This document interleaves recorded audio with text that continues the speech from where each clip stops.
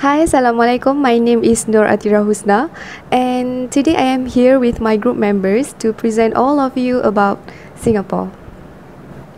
Okay, guys, before we go deeper about Singapore's export regulatory, let me tell you about the basic history of Singapore. So, Singapore was purchased by Sir Thomas Bingley Raffles in 1819 from a Malay ruler. So, basically, he founded Singapore. So after that, Sir Thomas pictures Singapore as a city with minimal rules and taxes which encourage the free trade itself. So the driving forces behind Singapore's success was Lee Kuan Yew, who acted as a prime minister until 1990, has led the Singaporeans into a high-tech awakening. Okay, right now we are moving forward to the second bullet, to what is Singapore's market. So the strong Singapore's economy, as we all know, drives thousands of global professionals to its shore every year. But what makes it so attractive? So Singapore's economy has the world's most stable economy, and it has high government revenue and of course consistently positive surplus. So it is mainly driven by the export in electronics and manufacturing, tourism, financial services, and not to be forgotten, of course, the world's most busiest cargo sea. So for the last bullet, I'm going to have a simple explanations about the Singapore's port development. So right after Sir Thomas Bingley Raffles purchased or bought this island back in 1819 from a local sultan, even after 2 centuries later, Singapore has remained as one of the world's most busiest cargo seaport. And today, it attracts more than 130 vessels to its shore every year, while maritime industry accounts of 7% to the total Singapore's GDP. Bismillahirrahmanirrahim. Assalamualaikum warahmatullahi wabarakatuh, and good morning to Dr. Fairuz. My name is Siti Marzia binti Misbari with matric number 275538. Okay, now it's my turn to explain about the benefit of exporting activities. So the benefit of exporting activity, I was separated into the three parts of benefit. First part is general benefit of exporting activities that will increase economic growth in a country. So is indirectly will it come to the business strategy which can increase the limited potential revenue and can open the job opportunity to support the worldwide demand of the production. Secondly is market opportunity diversity, that's creating new job opportunity and increase market demand to fulfill the consumer demand satisfaction. Next, based on the exporting the goods outside country, it can extend maturity goods and services to the new market through the international trade around the world. Second part is the export benefit between Asian countries to enter the Singapore market. Firstly is Singapore as a gateway and the door to Asian.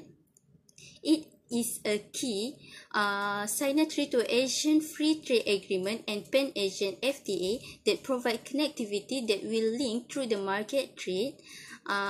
Secondly is open to trade. The agreement known as EFTA open the door for the new company to start their trading business in Singapore freely with the other Asian countries. Thirdly is Singapore as the easiest place to run the business after being a key player in free trade facilitation. Fourth, based on liberal rule of origin and lower tariff barriers, shows the Singapore has efficient services to ensure their entire partner got advantage through this lowering tax. 5 is the enhancement of the tariff through the integration of Asian-wide self-certification green light for authorize the exporter to independent certify their own goods based on Asian requirement preferential tariff treatment. So 6 is the magnet for foreign direct investment. Singapore development in international trade was attracting many investors around the world. So the last part is the benefit exporting from Malaysia to Singapore market. Can reduce unemployment rate in Malaysia. Indirectly, there aren't too many people unemployed in Malaysia. Lastly is benefit through the free trade agreement that give much more profitability for Malaysia through exporting goods to the Singapore market. So that's all from me. I will pass to the next person. Thank you. Okay, hi, my name is Nur Aina Zulaika binti Muhammad Zaidi. My matrix number 275674. I'm going to present about my part is export risk. There are 4 types of export risk. First, political risk. Second, currency exchange risk. Third, credit risk. And fourth, language and cultural differences. Okay, first, political risk. It involves risk of occurrence of political events like a war, social instability, for example, in a buyer nation, which may have its effect on the seller interest, such as type of event can hamper or cancel trade transaction and may also give rise to outstanding invoice. If any such an event occur, it may take a long time to improve on the situation, and therefore it is important to anticipate the risk in advance and cover it completely. Okay, second, currency exchange risk. When there is a differences in the currency of the seller and the buyer, any change in currency exchange rate has its impact on both the parties. Second, as a seller, you should make sure that your buyers make a payment to you in a local currency via their bank account, and thus ensure the healthy flow of cash between the companies to ensure the smooth operation. Credit risk. A trade credit insurance, also called credit insurance, is a useful risk management tool which helps in covering the payment risks arise from delivery of good or service. Second, as per this policy, the trade credit insurance company usually insures against a portfolio of buyer and pay a pre-decided percentage of an invoice or receivable to the seller, which may remain unpaid due to bankruptcy, insolvency, or default. Okay, language and culture risk. First, when you enter a new market, you will also have to face a new culture. In fact, business culture can be different in different regions of the same country. So it is essential to have the local knowledge to build towards important working relationship. Second, language is another important factor which can help you in building a confidence and respect between different parties involved in business. And the last one is about conclusion. A thorough understanding of the risk prevalent in the exporting is necessary for the smooth function of your business. Second, while having a comprehensive understanding of the buyer, country rules and regulation is important, make sure that you also purchase trade credit insurance to get coverage against customer insolvency and financially secure your business. That's all for me. Thank you. Assalamualaikum and very good morning to Sir Fairuz and my fellow friend. My name is Izzat Arif Aiman bin Abdul Samad and my matric number is 2745 and 93. And today, I would like to talk about the market entry option in Singapore market.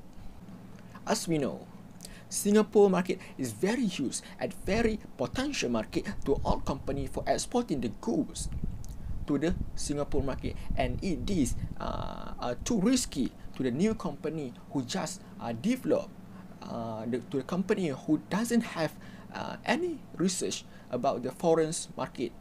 So they have two type of strategy that can be can be developed by the company to entering the Singapore market. So the strategy to entering the Singapore market with direct export. Actually, the direct export is give a company a freedom to handle any operation, any kind of the documentation from the beginning until the end of the operation at the foreign market. And this direct export has been operate without any intervention of the third party agency or third party organization, and so all the operation has been handled itself by the company. Firstly, home country based department is to introduce the products to the Singapore market, and it can increase the marketability of the product, the marketability of the export goods to the customer. And home country based department conducted sales of the exporting goods to the foreign company, so company can enjoy the privilege, the benefit that's provided by government of the foreign market of home country, that's created at the FTZ, which is Free Trade Zone area. So at the FTZ, they have a lot of the privilege, they have a lot of the benefit that provided by the government of the Singapore to the foreign company that have been developed at foreign market, and the company can develop and evolve the empire by applying FTZ area to introduce their company, and that's facilitate the company to grow the finances, to grow the economy of scale, to grow the anything, but without any free trade. Yeah, so the company no need to pay any duty paid that has been introduced by the government, such as GST.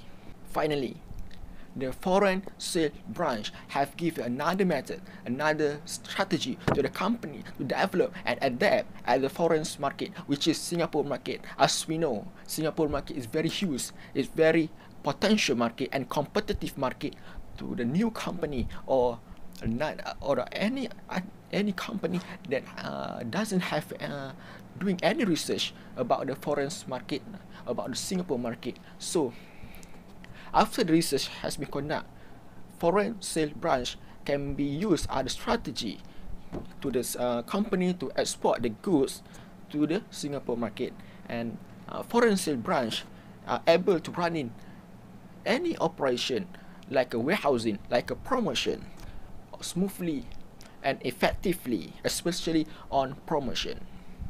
Actually, promotion. Well, the foreign sale branch can use home shopping channel as the method, as a strategy to promote our product company to the consumer at the Singapore. So thank you very much. Okay, Assalamualaikum and very good day to everyone. So my name is Fariza Ilyasa Shifa binti Safar. So I will continue this slot with exporting cargo. So it's one of company international trade, which the seller will producing the good and packing as cargo in the one country and then delivering to another country who is purchasing the goods. So as an exporter, it need a lot of understanding and experience to export the cargo in order to meet the exporting and buyer requirement. So based on the Singapore market, the most type of good that import to the country, such as machinery, equipments, electronic equipments, chemical product, refined petroleum product, and also foodstuff and beverage. So in order to handle the export cargo, the exporter must choose the suitable shipping container based on the type of product and also dimension of shipping container in order to avoid difficulties and danger while transporting the cargo through the shipping. So there are 4 types of the most common shipping container that have been chosen by exporter to exporting into the Singapore country. So the first one is general purpose container. This is the most common type of container that used to load most type of normal cargo like machinery equipments. So the second is high cube shipping container. The specialty is it comes in size of 45 feet, which used when a little larger volume capacity is required. So the third one is reefer container. It used for shipment of using temperature, like perishable cargo. And the last one is tank container that we call as tanker, that used to transport the refined petroleum and chemical liquid product. So the next part is type of packaging. Cargo packaging is the one of most significant process before exporting the cargo. So cargo packaging is important because the main function of the packaging is to protect and preserve the goods during the storage and shipping activities. So the most type of packaging that we use to ship into the Singapore country is have two types, which is palletizing cargo, and another one is carton cargo that using card or fiber box.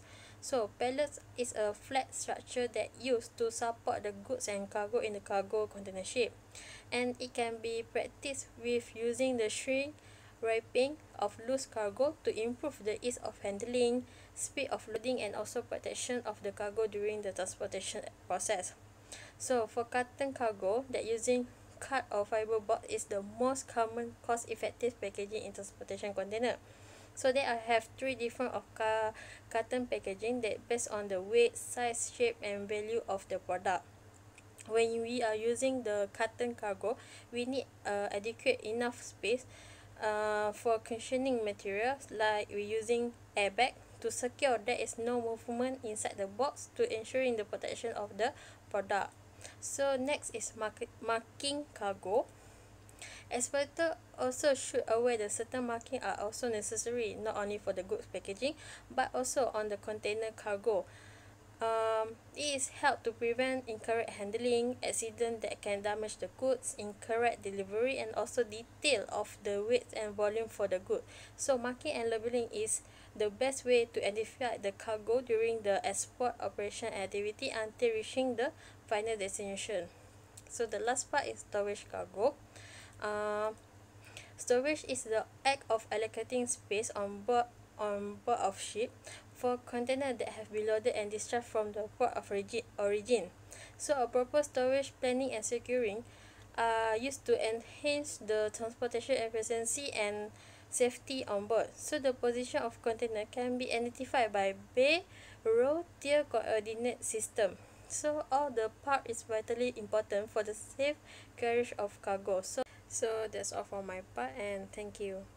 Thank you, Farisa. So now I will continue about export finance. My name is Shafika binti Rosman and my material number is 275550. So export finance is defined as a specialized type of financing geared toward the export market. The goal of export financing is to assist firms to reach a global market. So in order to export product to Singapore, they need to follow a few methods, such as a pricing strategy, a payment method of international trade, and a trade finance method.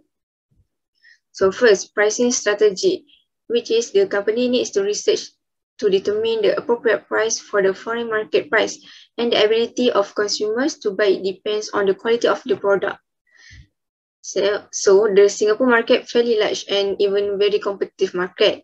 So companies need to run an effective strategy to determine the best price.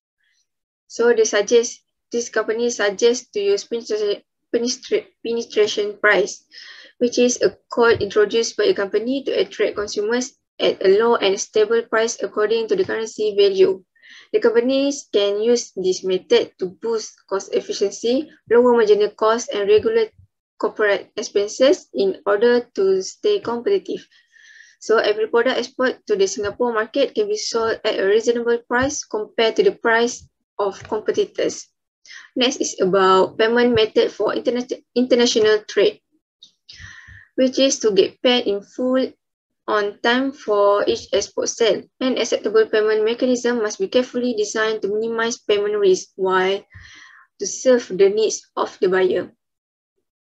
There are a few methods using for export to Singapore, such as letters of credit, draft or bill of exchange, and open account.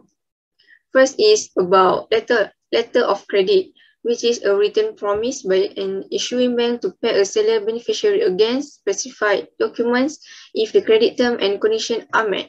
And second, draft or bill of exchange, which is a written order binding one party to pay another party a certain amount of money on demand or at certain date. And third is about open account. This is the item that are transported and delivered before payment is due, which is usually in 30 or 60 or 90 days. So next is trade finance method. This is an activity that relates to international trade which involves banks to ensure the export business. It is used to reduce risk when export Singapore. That includes letter of credit or LC, account receivable financing, and factoring or cross-border factoring. First is about letter of credit or LC. Because Singapore's bank guarantee payment to the seller for items and LC lessen the risk associated with global trading. As a buyer, it is safeguard because payment will not be made unless the seller meet the requirement of LC. And second, about account receivable. An exporter in desperate need of cash can take out a bank loan circuit. This implies that it may sell its account receivable to a bank in order to receive a loan for financing. Third is factoring. This is when a business purchases a debt or invoice from another business. It is when a company is paid a percentage of its receivable. So next, I will pass to Izzah. Thank you. Hi, good morning everyone. My name is Nur Izzah binti Sahanaka. My matric number is 277564. So here in this slide video, I want to explain more about the export documentation, which is these export documentations that have 8 basic documents for export of the goods, which is the first one is commercial invoice, bill of lading, consular invoice, certificate of origin, inspection, certifications, dot receipt or warehouse receipt, export license, and the last one of export documentation is export packing list. So we go to the next slide, which is the first documentation is commercial invoice. Commercial invoice is a legal document that issued by supplier to customer for provide the details of business transactions between other parties. This is important because it can keep the records of transaction and accuracy data information to be checked, and the contents of information to the export documentation is invoice number, address of shipper, country of origins, receivable information, quantity and total of weight. In addition, bill of lading. Bill of lading one of document of export documentations, which is the recorded data of cargo from origin country, which is Malaysia, to Singapore. And this document is issued by carrier to shipper, and it's also used as a contract. We can also simplify as this document shown as a report of cargo to count as evidence once the goods have been landed at Singapore ports. However, consular invoice also give information about the shipments of goods from consignor or consignee and the value of shipments. These documents also must be certified by consular officials of Singapore to verify the value, quantity, and nature of a shipment. Besides that, certificate of origin is one of documents in export, which is this document is declared by Malaysia to export the goods. It must have mark on the goods packagings that will be delivered to Singapore ports, such as made in Malaysia. It can help determine whether the goods are eligible for imports in Singapore customs. Thus, inspection certifications also can use in export documentation, which is to identify the shipped goods have been inspected or prior to shipment at the point of analysis by customs authority, and it can be proved by document is trusted of sale contract and import of goods is eligible. So the next examples of documentation for export is stock receipts or warehouse receipts. This is the form that can be used to verify the ownerships of merchandise being stored, sent, or received. This receipt also given to individual who manage the dock of warehouse. It is because to ensure the shipment of goods will be more efficient. The second class of documentation that can be used in exports is export license. This is very important because these documents are issued by government of Shippers Malaysia. It also called as a permit, the license to export that goes into the Singapore ports. It must include with the application for import permit by Singapore Customs. And the last one of using the export documentation is export packing list. This packing list, which is mean the list provides the exporter, freight forwarder, and ultimate consignee with the information of shipments from origin of country of Malaysia. It is important because the freight forwarders wants to prepare the bill of lading for international carrier and prepare the export clearance documentation for Singapore Customs. So I think that's all from me for explanation. I want to pass the next presenter to continue this presentation. Thank you. So we are now come to the end of these presentations. So to conclude, the prosperity or success behind the Singapore's achievement nowadays is because of the unique combinations of both internal and external factors. Although there are lack of land substantial and natural resources, they quickly realized that their most valuable asset was their people themselves.